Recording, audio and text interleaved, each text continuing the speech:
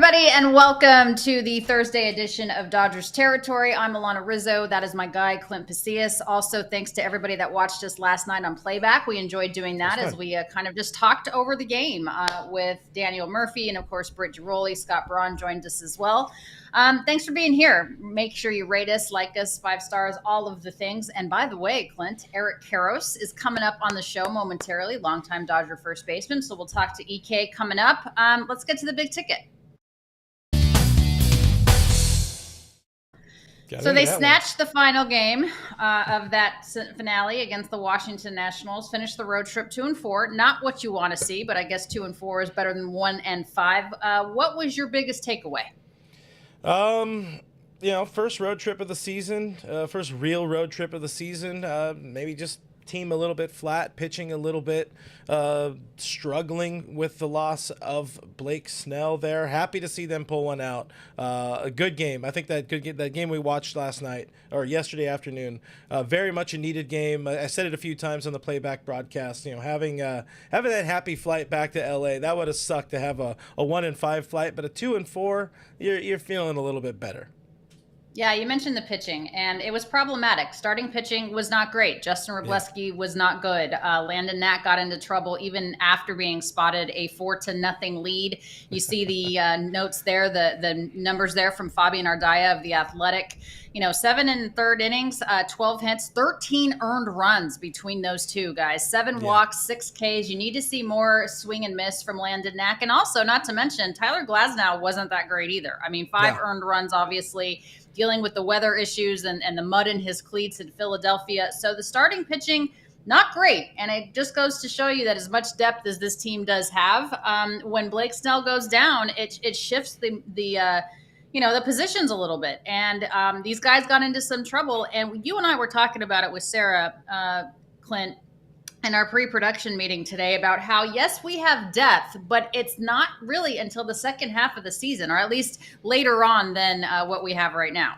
Yeah, I mean, it's going to take a little bit of time to get some of the big names back. Of course, Kershaw, eventually seeing at some point in time Shohei Ohtani in the lineup or in the rotation. Emmett Sheehan is one of those guys. I think the injury to the late spring injury to Tony Gonsolin kind of affected things for this team as well. But, they needed more. They needed more out of Wroblewski in that start, and that spot start. Definitely needed more out of Landon Knack. I have higher expectations for Knack than Wroblewski. But just didn't have it. He had zero command of the fastball. He's done enough for this team in the past to at least earn himself a second start. Of course, most likely we won't see Wroblewski. He was optioned after that getting roughed up, 8 runs over 5 innings. So unless there's another injury, something like that, we won't see Wroblewski back. And there's a chance, with the way things are lining up. I mentioned Tony Gonsolin. He is on the mend. He's pitching at AAA, and he's actually done pretty dang well in his 2 starts, giving up a run over 5 total innings over those 2 starts. The hope was that maybe they could build him up to about 4 or 5 innings, but there's a chance. There's a chance that we could see the Catman coming back for this team next week. Again, looking really good, and this is somebody that I've been very high on over the years. I love the Catman, and I think he brings another angle of stability to this team and to the rotation right now without Blake Snell. And, he needs some bounce backs. You got, what's his name? Yamamoto, Sasaki going once a week. And there's kind of the limitations there, the struggles with when one guy goes down, it throws off the whole rhythm of the rotation. Yeah, that's some of those restrictions that we talked about. When you have guys that go every 6 to 8, basically to your point, once a week, and one of your starters goes down, then you're going to have to pivot to other guys that perhaps wouldn't be in a starting rotation at the big league level. If it weren't for those injuries, we know Justin Wroblewski is not going to get a start against the Rockies, barring injury. He has to stay in the minor leagues for 15 days after being optioned, but we will see Landon Knack. And I know that you're big on Knack. You like him better in terms of stuff than Wroblewski, but Clint, he's going to have more swing and miss stuff in this outing against the Rockies, which is a possibility, certainly, with that team. But, he's got to look better than he did yesterday if he wants to be considered to be a legitimate starting rotation guy for this club. Yeah, I mean, he's somebody that he's going to pick up some spot starts. He's going to probably start 10 to 15 games for this team over the season. Maybe 15 is kind of a lot. But he just needs to be a little more ready to answer the bell when that bell is rung for the team. He didn't have it yesterday. He said, after the game, just really didn't have command of anything.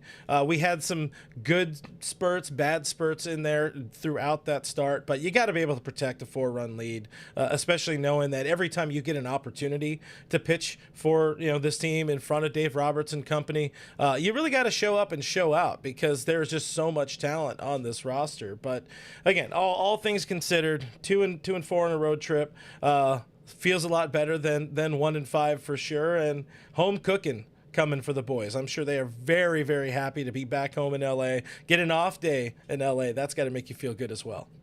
Yeah, we'll talk to Eric Karros about that too coming up, just how good it is to not only have the happy flight, as you mentioned, but just to get back home and kind of right the ship. Before we get to Eric Karros, we're going to talk to him in just a second after a quick word from AJ Pierzynski and Scott Braun on PXG. AJ, it is time for people to get some new clubs, and to do that, they need to go to their local PXG for a fitting, right? No doubt. I was there today. I've been there before. Last time I was there, they gave me this killer gap wedge. Look at that sweet spot, Scott. It is worn out. That is right in the sweet spot right there. So I went and got new clubs today, new irons.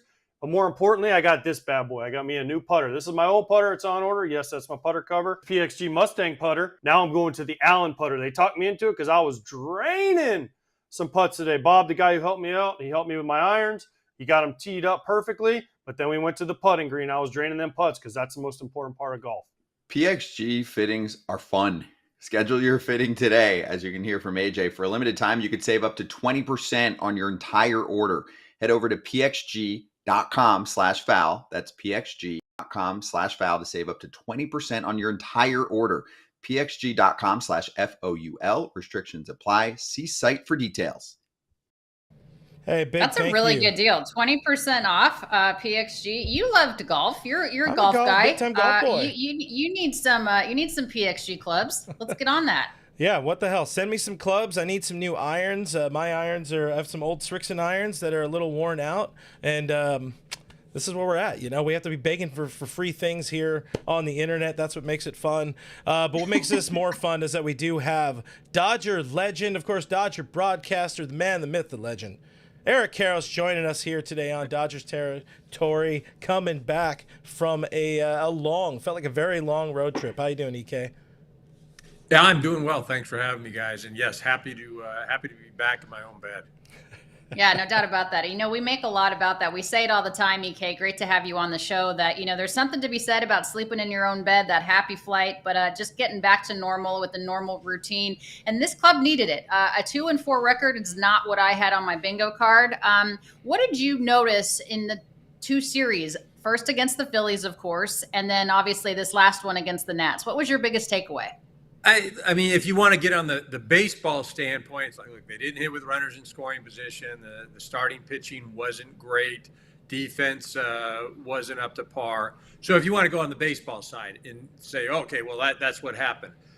I'd take it, a step further. I'd say, look, if the weather wasn't great, there were a lot of festivities going on, especially when we got to Washington. Basically, this season really hasn't started for the Dodgers. And what I mean by that, Tokyo.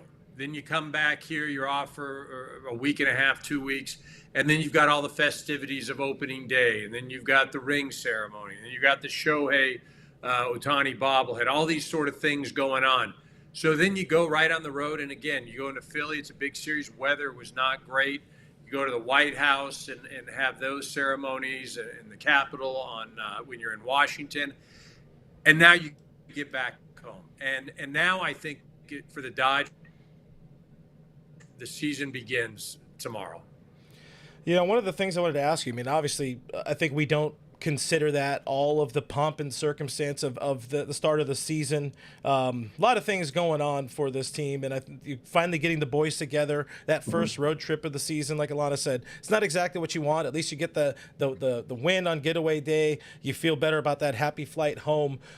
When you're going through this, let's touch on the the experience of EK, long time big leaguer, long time Dodger. Hey, when you're out there struggling on the road, how much does that help? Just knowing that, hey, you're going back home, you got 50,000 strong coming at you at Dodger Stadium coming back, and you can kind of start to really settle into the season moving forward. Well, it's like you were saying, you get to settle into the season. Also, coming back to the West Coast, it really makes you appreciate, playing out here, whether you're in San Diego, whether you're Los Angeles, Sacramento, wherever, San Francisco, all those places.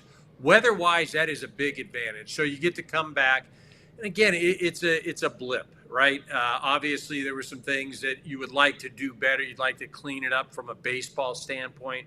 But again, it's 4 or 5 games, a stretch. You're playing without Freddie Freeman. You've had 2 games this year where you've had Mookie and Freddie in the lineup. Now, granted, Kiké Hernandez has been unreal defensively over at first base. Offensively, if it's not a home run, then it doesn't count for Kiké because that's all he's done this year.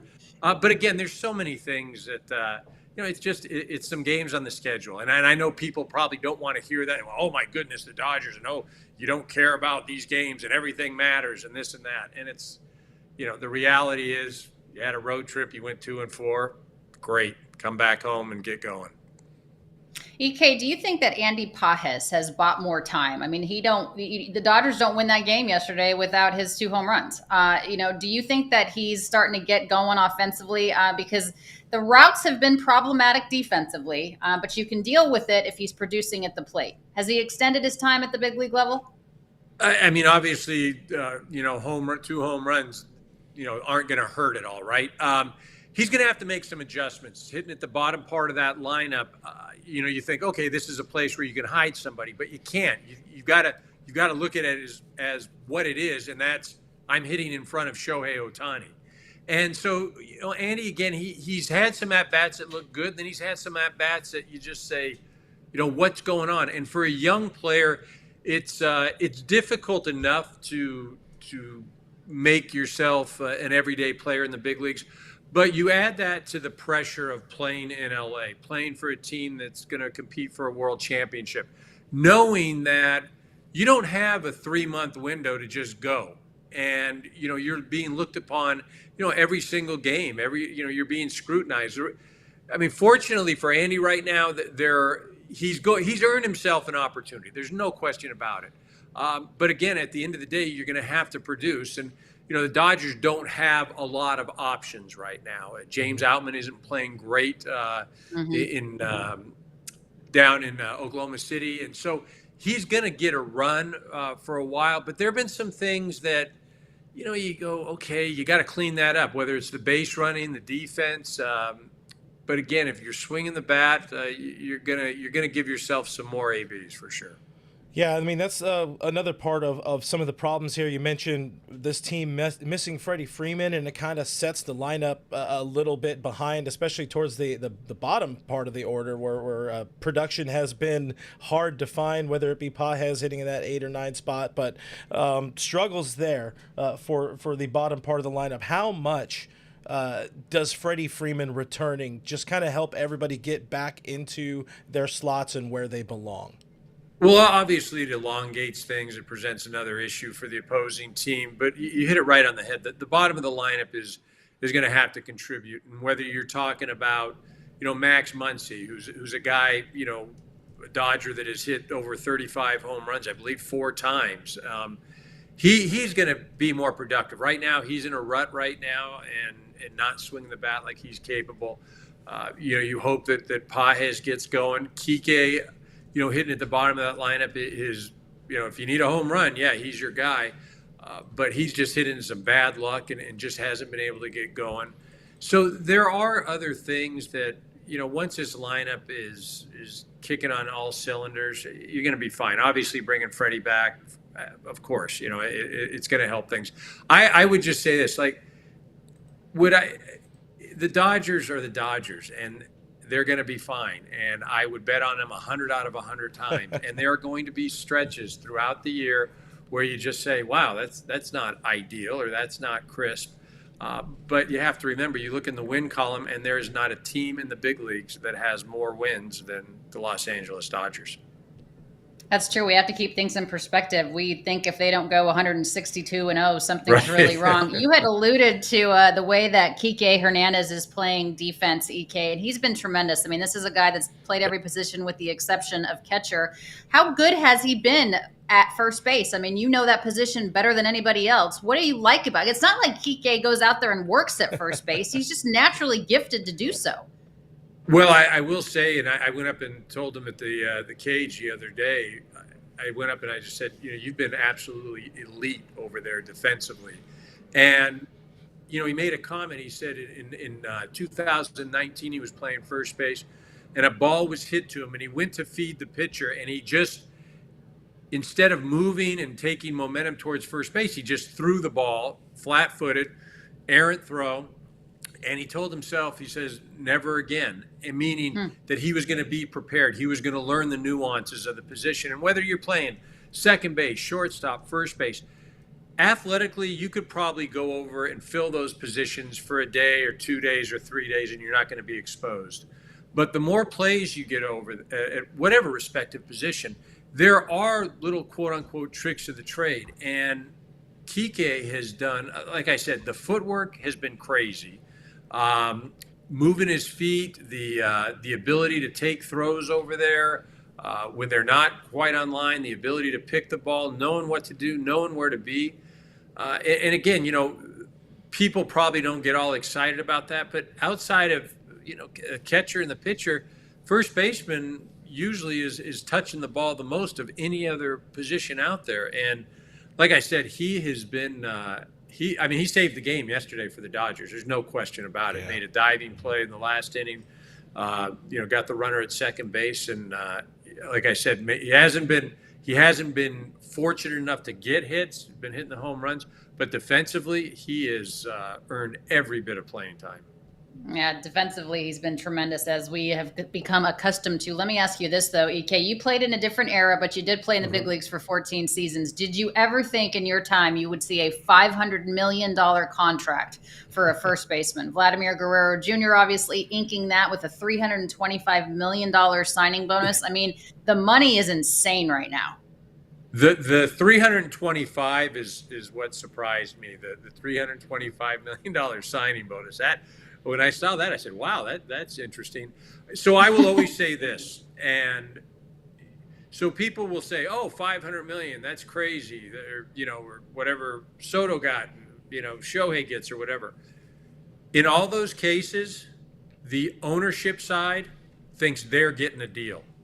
Correct. So I don't like when it's crazy money, I don't go into that the crazy money, because I don't think it's crazy money. I don't think it's on the surface, the number looks large, but again, these are very smart people on ownership side. They've made a lot of money, usually in a lot of other endeavors, and they think they're getting a deal.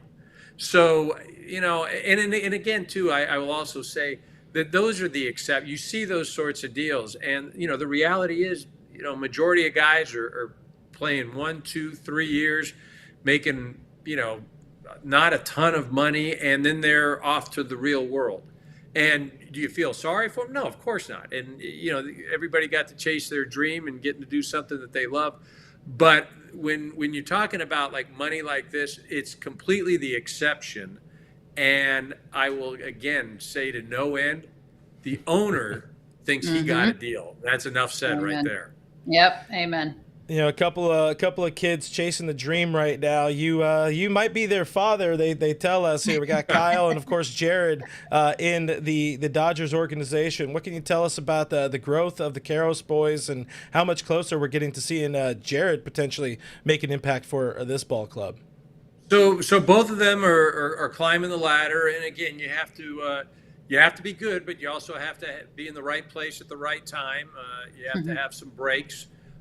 Jared couldn't be in a better organization as far as development is concerned, and allowing him to be the best version of himself.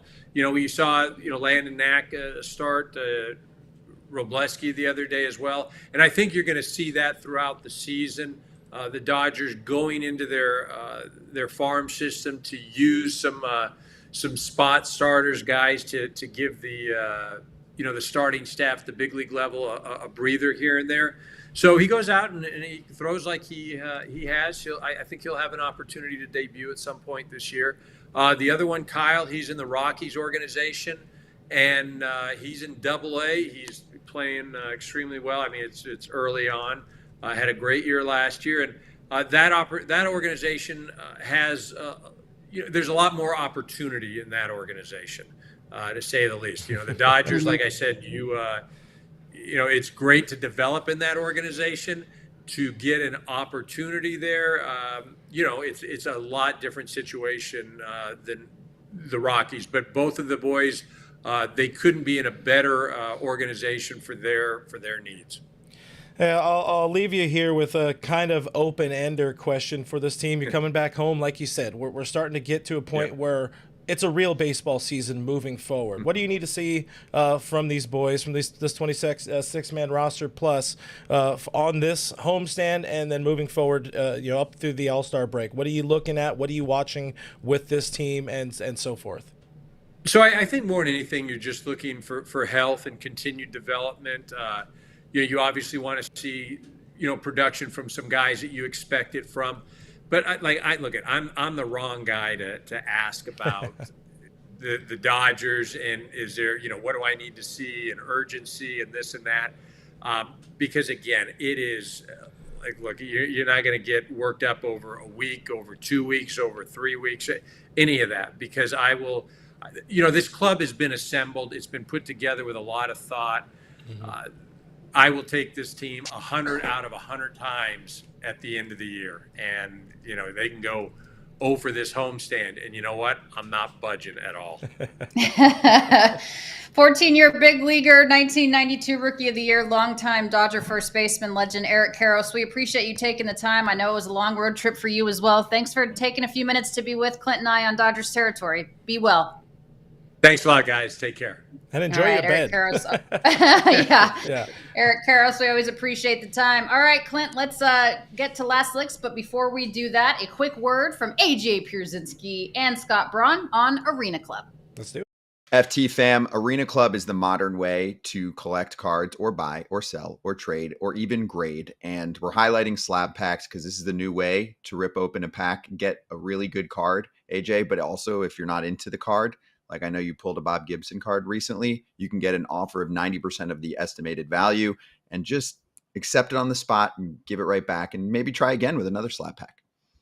I ain't getting rid of my Bob Gibson autograph card. Bob Gibson ain't signing cards anytime soon, so I'm keeping this one.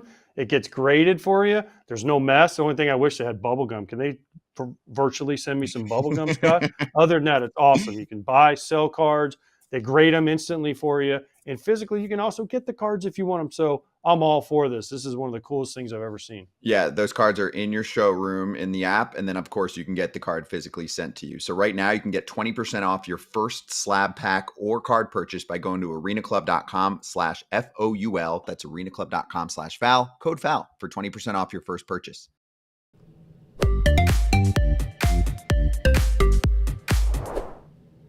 All right, welcome to Last Licks, everybody. This is where we get to show you a pup that is in need of a forever home. Let me introduce you to Brooklyn. You might remember that Brooklyn and her brother, Dodger, were found abandoned outside in Phoenix, Arizona, basically Glendale, outside of Camelback Ranch, where the Dodgers spring train. And we are happy to report that Dodger has been adopted, but his sister Brooklyn is still looking for her forever home. She's a 2.5-month-old mixed breed. She's getting her second round of shots on the 15th, so in about 5 days. She will be required to be spayed when she's old enough to do so, and my foundation, Guidry's Guardian, will cover the spay.